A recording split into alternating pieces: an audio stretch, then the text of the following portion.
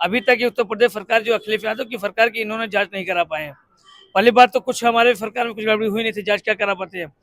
जरा जी कितना बड़ा बेरोजगारी है कि 53 लाख स्टूडेंट एग्जाम वो पेपर एंट्रेंस दे रहे हैं और पेपर लीक हो जाता है। और जितने भी देखिए, इस बार सबसे बड़ा मुद्दा जो है वो है युवाओं के लिए बेरोजगारी का मुद्दा। और उससे भी बड़ा मुद्दा इस बार हम लोग संविधान को बचाने की लड़ाई लड़ रहे हैं। जो विपक्षी पार्टियां हैं, भारतीय जनता पार्टी की सरकार है, एनडीए की सरकार, ये संविधान से छेड़छाड़ कर रही है, जिससे आम जनमानस का हक अधिकार छीनने का काम करेगी। संविधान को हम लोग बचाने के लिए संविधान की लड़ाई लड़ रहे हैं। हमारा मुद्दा संविधान को बचाना है। युवा बेरोजगार है, इनके रोजगार की लड़ाई हमारा मुद्दा है। महंगाई कमर तोड़ है, जिससे गरीब, नौजवान, छात्र, किसान सभी परेशान हैं। ये हमारे अहम मुद्दे हैं। भैया इस बार चुनाव का जो मुद्दा रहेगा आपके मैनिफेस्टो में क्या रहेगा? सर्वप्रथम तो हमारे नौजवान जो साथी हैं, सबसे ज़्यादा इस समय जो सबसे ज़्यादा बड़ी समस्या वो है बेरोजगारी। क्योंकि युवा जान रहे हैं कि जो पेपर वाला पुलिस विभाग वाला भर्ती हुई थी, उसमें 53 लाख स्टूडेंट बैठे थे और वैकेंसी थी 40 से 50 हज़ार वैकेंसी थी।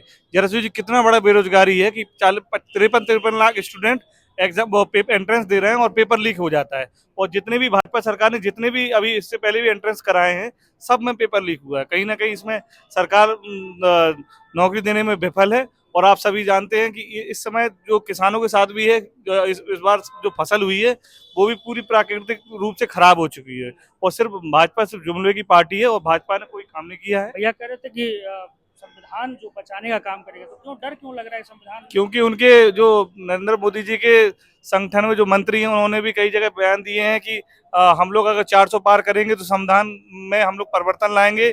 और वो लोग ये चाह रहे हैं कि हम लोग जो पिछड़े हैं, दलित हैं, महादलित हैं, उनके आरक्षण को छीनने का काम भी वो लोग पक्का करेंगे। इसलिए हम लोग ये संविधान बचाएंगे। और पहले ये लोग भारतीय जनता पार्टी टोटल झूठों की पार्टी है। ऐसा कुछ नहीं कर पाएंगे ये लोग, क्योंकि इस बार ये लोग हार रहे हैं और हम लोग को महागठबंधन जीत रहा है। मैं सबसे पहले मुद्दा ये रहेगा कि छात्रों का मुद्दा रहेगा, क्योंकि हम लोग छात्र संघ से आते हैं। मैं सबसे पहले आपसे कहना चाहता हूँ कि उत्तर प्रदेश में जब इनकी सरकार आई थी, तो इन्होंने यही कहा था जो है कि आप हमको जिता देना, हमारी सरकार बना देना, तो मैं उत्तर प्रदेश की जो वर्तमान सरकार इसके पहले से अखिलेश यादव की सरकार की मैं जांच कराऊंगा। मैं आपसे कहना चाहता हूँ, जांच इनके डबल इंजन की सरकार हो गई। केंद्र में तीसरी बार की इनका चुनाव होने जा रहा है और 2 बार इनका विधानसभा में जो उत्तर प्रदेश के चुनाव में ये मुख्यमंत्री बनकर के आए हैं। अभी तक ये उत्तर प्रदेश सरकार जो अखिलेश यादव की सरकार की इन्होंने जांच नहीं करा पाए हैं। पहली बात तो कुछ हमारे सरकार में कुछ गड़बड़ी हुई नहीं थी, जांच क्या करा पाते हैं। दूसरा नंबर, ये इनके सरकार में जो भी एग्जाम हुए हैं, आप सुपर टेट 2018 से लेकर अभी तक जितने पेपर हों, चाहे आरओ का पेपर हो, चाहे पुलिस का पेपर हो, चाहे नलकूप का पेपर हो, चाहे एफआई का पेपर, सारे पेपर आपको सड़कों पाए जाते हैं 2 दिन पहले जो है। और आपसे कहना चाहता हूँ कि उत्तर प्रदेश में हर घर गांव से जो है महिलाएं, बच्चे और नौजवान जो है हमारे उत्तर इलाहाबाद में प्रतियोगी छात्रों की जो है तैयारी करते हैं। टीजीटी का फॉर्म भरे 2.5 साल हो गया है और अभी तक इन्होंने एग्जाम नहीं करा पाया। कोचिंग कंप्लीट हो गई। इलाहाबाद में काफ़ी संख्या में जो बेरोजगार घूम रहे हैं, यहाँ तक आए दिन जो है फांसी लगा ले रहे हैं। कल भी एक प्रतियोगी छात्र जो है उसने जो है पैसे के अभाव में फांसी लगा लिया, क्योंकि घर के लोग अब वापस बुला रहे हैं और वापस जाकर के अब वो खेती किसानी कर नहीं पा रहा है, क्योंकि 15 साल वो इलाहाबाद में बिता दिया है। 5 साल से कोई वैकेंसी आ नहीं रही है। ओवर का मुद्दा आ रहा है। उसके बाद किसान का मुद्दा आ रहा है। किसानों की इन्होंने कहा था कि किसानों मेरी सरकार बना देना, आय दुगनी हो जाए, मैं आपकी आय दुगनी करा दूंगा, आपके अकाउंट में 15-15 लाख खाते आएंगे। 15 लाख तो आए नहीं। ये कल जुमला चल रही इनकी सरकार जो है। और इन्होंने कहा था कि छात्रों को ये केंद्र सरकार ने कहा हर साल में 2 करोड़ रोजगार दूंगा।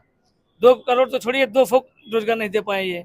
और दूसरी बात, इलाहा विद्यालय में छात्र संघ का चुनाव होता था, जो छात्रों का जिसे गरीब किसान नौजवान का बेटा छात्र संघ के मेहनत करता था, छात्र संघ होता था, दिल्ली के गद्दी पे लखनऊ में विधायक लोकसभा जीत कर जाता था, इन्होंने उसकी नर्सरी को बंद कर दिया।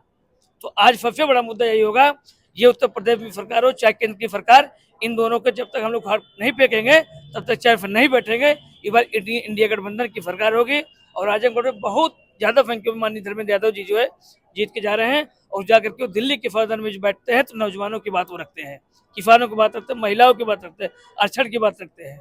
मैं अखिलेश गुप्ता, राष्ट्रीय महासचिव लोहिया वानी। धन्यवाद।